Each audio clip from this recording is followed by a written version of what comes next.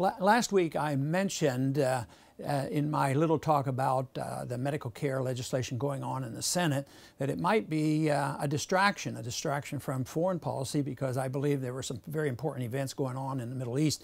And I brought up the subject of Yemen because at that time we had known that the Saudis had bombed Yemen, and the Saudis are our close allies. We provide them with the weapons and the airplanes, and we did sanction and endorse the bombing of Yemen, where there are some al-Qaeda. There's no doubt about it, because they're scattered around the Middle East and they react to our occupation. And if we're in Afghanistan and we chase them around, they might go into Pakistan and now into Yemen. And I thought this was a very dangerous situation. Well, we've all heard now the story that happened on the weekend where this one individual that has come from Nigeria and then through Amsterdam and came into Detroit and attempted to set off some type of an explosive device. Most people who heard it thought it was a firecracker device, but started a small fire, which obviously is very, very dangerous. But it seems ironic that that there's so much excitement about this, and now talk about attacking Yemen because there's al-Qaeda there. I saw one headline that fascinated me. It says, "Al-Qaeda in Yemen threatens United States." I got to thinking, well, United States in Yemen threatens the United States. Our presence there is the real problem. But there is now some serious talk about what we should be doing over there and dealing with the al-Qaeda, never addressing the real important subject of why is there al-Qaeda and why do these radicals get motivated in order to commit suicide and do these various things. And they get motivated because we're there in their country, and then they organize, and the longer we're there, the more who are radicalized against us. So what do? We send more troops over there. But this whole issue now about what to do about monitoring people getting on airplanes, it really scares me, because we do so much already. We spend $75 billion on intelligence gathering in this country in order to protect us and make us safe. So with $75 billion, we weren't able to detect this individual where there was a glaring warning sign, like his dad goes to the U.S. Embassy and said, hey, this guy is losing it and he could commit a violent act. So they put him on some list and totally ignore him, and then he gets on an airplane and starts a fire.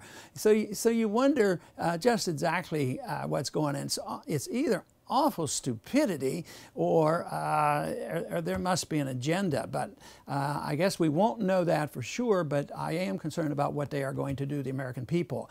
When the hijackers that bombed the Twin Towers were identified, it was looked into, and we found out that the FBI had reported on numerous occasions that they were being trained to fly airplanes but not land them. Nothing was done about it. That was not even a lead, so it was totally ignored, but nobody ever got punished. And now nobody's going to get punished for this, for not paying attention to this warning. And so we look now to somebody else getting punished. It'll be the American people. You know, they'll add some more security onto us. First they make us take off our shoes, and then our belts, and then small bottles of water, and put our computers in a tray, and on it goes. So something else is going to happen. They won't let us get out of our seats or look at our bags from the bin above us, and thinking that's going to make us a lot safer. I'm convinced that one of the main problems we have is that we've turned over a very important function to the government. The government isn't capable of doing what they're supposed to do. A function like this should be controlled by the people who run the airlines. But they haven't done that in many, many years. The airlines, like all the responsibility, fall to the government. Everything goes wrong, it's the government's fault. But I often thought about how efficient an armored car company is in protecting the money in those trucks, and nobody has to worry about it. But when it comes to cargo on an airplane, the government has to be responsible. And the bigger the problem and the more fear that is built up, the more they take away our personal liberties. They turn us all into zombies. The American people go along with it and say, oh, As long as it makes us safer, I guess it's okay to go along. But it's time the American people woke up and started realizing that there's a bit of propaganda going on, and quite possibly this incident will not only undermine our personal liberties, but will also accelerate our intervention in the violence occurring in the Middle East.